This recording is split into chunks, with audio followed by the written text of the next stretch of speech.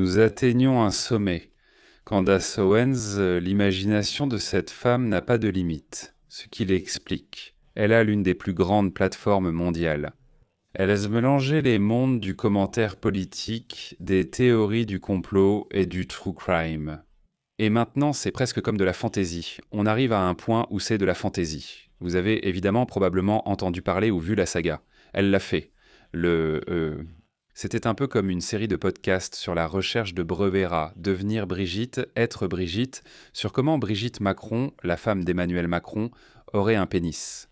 Ensuite, Odé, c'est en fait son père déguisé en femme. Elle fait pareil avec Charlie Kirk, affirmant qu'il a été tué par Israël. Ensuite, elle a, vous savez, laissé entendre que les gens de Turning Point États-Unis d'Amérique, que ce soit ses amis ou même sa femme, Erika Kirk, avaient quelque chose à voir avec ça. Candace affirme maintenant que Charlie Kirk lui a dit être un voyageur dans le temps et avoir eu des super pouvoirs de jeune comme un super-héros Marvel.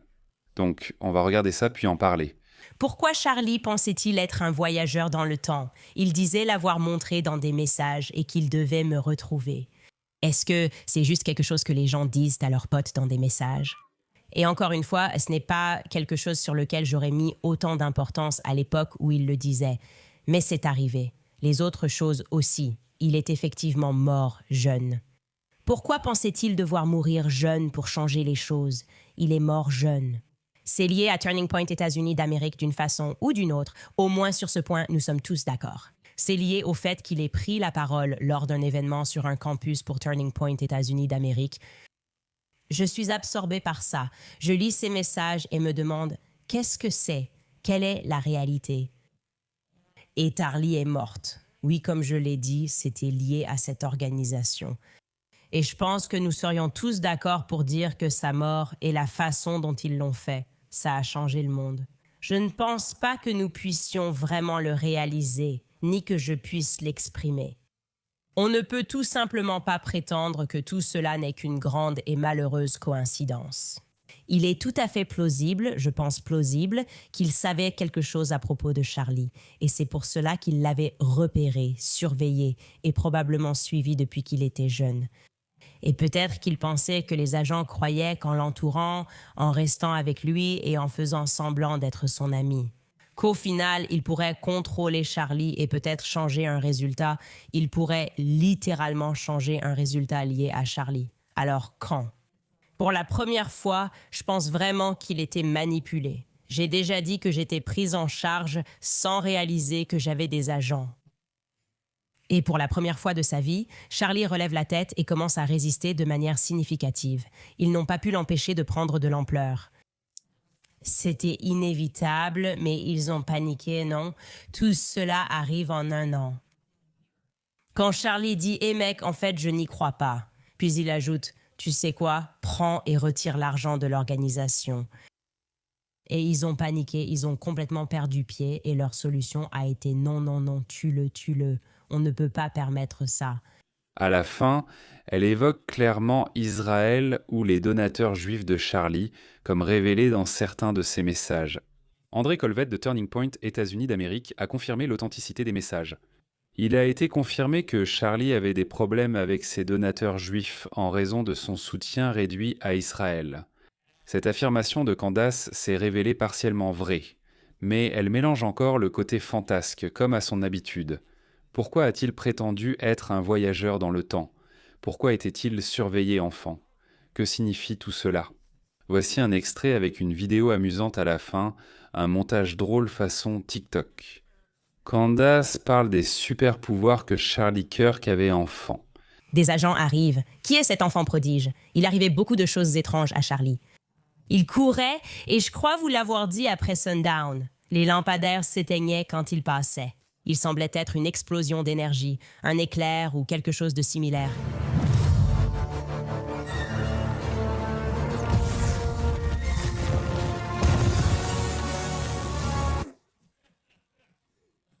Donc il y a un super montage qui le compare à Flash. C'est surtout ce qu'elle dit, avec un ton si sérieux qu'on dirait qu'elle y croit vraiment. Les lampadaires s'éteignaient, comme si une explosion d'énergie ou de l'électricité traversait son corps quand il courait enfant. Et elle a l'air de dire, elle semble affirmer que oui, c'était un enfant prodige qui était suivi par Israël.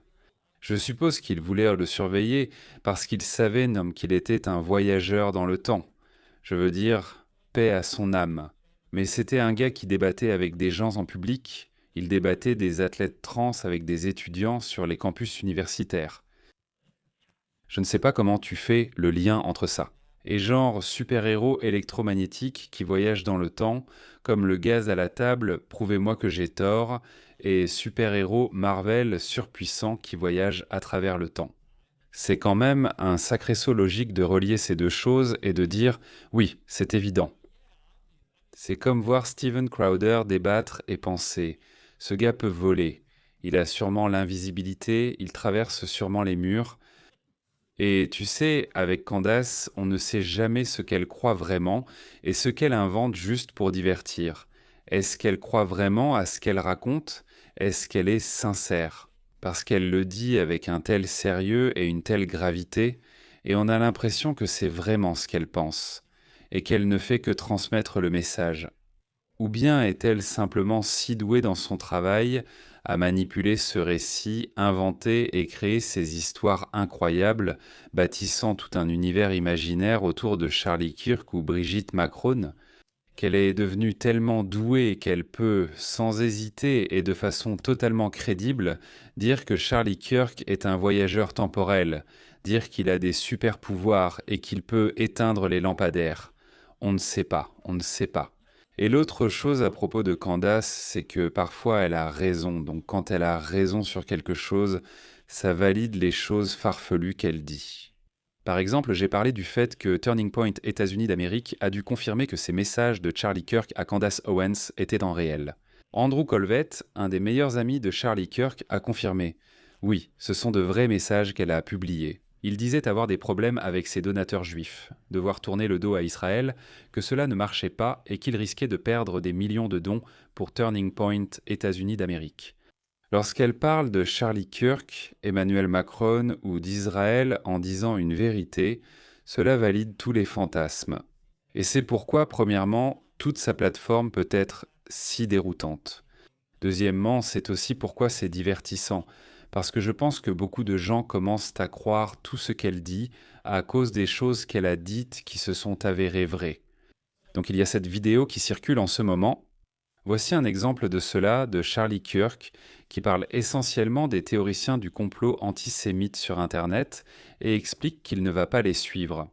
Et cela sert en quelque sorte à discréditer les affirmations de Candace Owens, selon lesquelles il aurait eu des problèmes avec, vous savez, ses donateurs juifs, ou peu importe, pour faire passer Candace Owens pour une idiote. Donc, nous allons regarder la vidéo.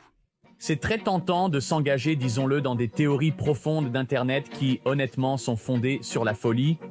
Sigmund Freud était kabbaliste. Ils veulent utiliser la psychologie pour imposer leur religion au monde. On le voit avec la haine des Juifs. Les gens croient détenir quelque chose, mais ce n'est pas vrai. La nation d'Israël a peut-être été fondée par certains franquistes. Cette affliction accuse les Juifs de tout, même de la drogue. Prostitution, sexe, pornographie. Nous, les Juifs, aimons la pornographie. Tu fais tout ton possible pour... Essayer de créer tout un grand réseau de connexions. Ce sont les Juifs, ce sont les Juifs. Et ce sont les Juifs qui contrôlent la Maison-Blanche. Et Nick Fuentes a écrit une réponse d'un seul mot. Juif. Tu veux parler de faible quotient intellectuel, blâmer tout un groupe pour tous tes problèmes? Ces 6 personnes que je vous montre étaient les plus meurtrières parmi ces individus. La majorité d'entre elles étaient juives. Toute personne morale doit rejeter le fait de faire des Juifs des boucs émissaires. Ce sont les personnes juives qui faisaient le commerce de nous.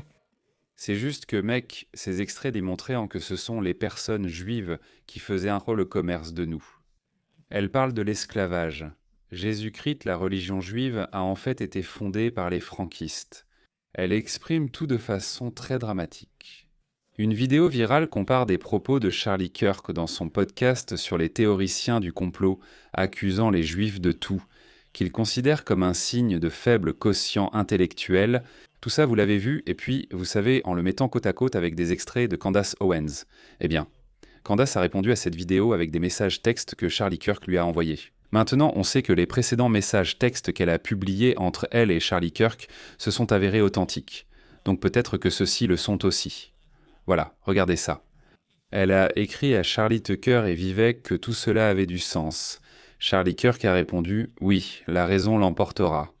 Les Juifs qui se soucient d'Israël feraient mieux de se calmer, sinon ils se retrouveront isolés. Leur comportement est maniaque.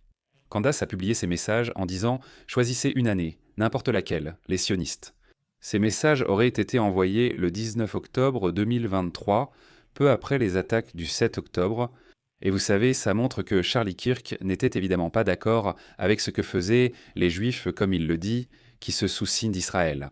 Leur comportement est maniaque, ils doivent se calmer. Et c'était essentiellement le sens des messages qu'il lui a envoyés et qui se sont avérés authentiques. Même genre de choses. Je regarde. Je veux dire, je pense que cela ne confirme pas l'affirmation de Candace selon laquelle Charlie Kirk aurait des super-pouvoirs électromagnétiques et serait un voyageur temporel. Cependant, je suis sûr que Charlie Kirk, comme il l'a dit à plusieurs reprises, a reçu beaucoup d'argent de donateurs juifs, de super PAC pro-Israël et de la classe des donateurs, de donateurs sionistes. Il voulait qu'ils disent des choses positives sur Israël, des choses positives sur les Juifs, pour essayer d'atténuer un peu les flammes de ces théories du complot selon lesquelles, vous savez, les Juifs contrôlent tout. Bla bla bla. Il a pris leur argent, reçu des fonds pour son entreprise et diffusé leurs messages en privé. Il est possible qu'il était frustré contre eux et ne croyait pas vraiment à ses propos. Cela montre que Charlie Kirk ne croyait pas vraiment à ce qu'il disait. Il le faisait car il était payé par la classe des donateurs et, en privé, il disait « Ces gens sont fous, leur comportement est maniaque. Être à fond pour Israël, c'est absurde. » Mais ensuite, en public, il dit ce que les donateurs veulent qu'il dise. En fait, ça le fait juste passer pour un vendu au service des entreprises. Je ne sais pas vraiment si ça prouve quoi que ce soit, à part ça.